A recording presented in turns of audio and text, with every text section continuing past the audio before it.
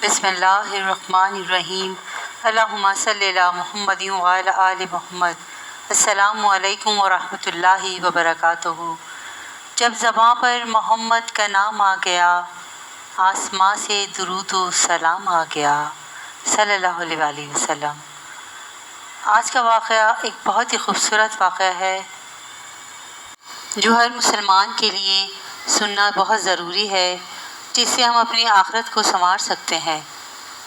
حضرت عرباض بن ساریہ رضی اللہ تعالیٰ عنہ سے روایت ہے کہ ایک روز ہم کو رسول کریم صلی اللہ علیہ وآلہ وسلم نے نماز پڑھائی، پھر ہماری طرف متوجہ ہوئے اور ہم کو ایسی نصیحت فرمائی جس نے اثر بھی کیا اور جس سے بہت رقت طاری ہوئی اور کثرت سے آنسو جاری ہوئے اور دلوں پر خوف طاری ہوا۔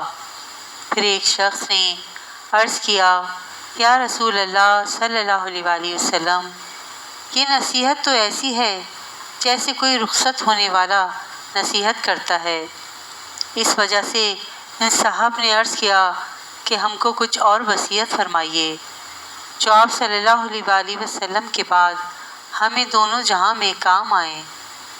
پھر آپ صلی اللہ علیہ وآلہ وسلم کے چلے جانے کے بعد کون ایسی باتیں بتلائے گا؟ آپ صلی اللہ علیہ وآلہ وسلم نے فرمایا، میں تم کو وصیت کرتا ہوں اور حکم دیتا ہوں اللہ تعالیٰ سے ڈرنے کا، جو تمام نیکیوں اور فلاح دارین کی جڑ ہے، اور جو خلفاء تم پر حاکم ہوں ان کی بات سننا اور ان کی اطاعت کرنا جب تک وہ شریعت کے مطابق حکم کریں، اگرچہ وہ حاکم حبشی غلام ہی کیوں نہ ہو۔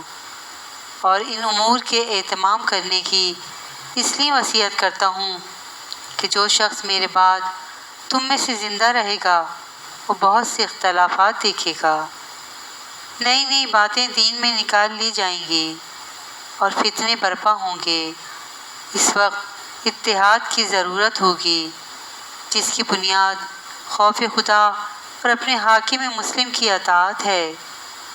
اور آگے تقویٰ کا طریقہ بھی بتایا کہ اسے اپنے اوپر لازم کر لینا، میری سنت اور طریقے کو اور خلفائے راشدین کے طریقوں کو، ان کی تابعداری کرنا اور خوب مضبوطی سے عمل کرنا اور دین میں نئی باتوں سے بچتے رہنا، اس لیے کہ دین میں ہر نئی بات جاری کرنا بدعت ہے اور ہر بدعت گمراہی ہے۔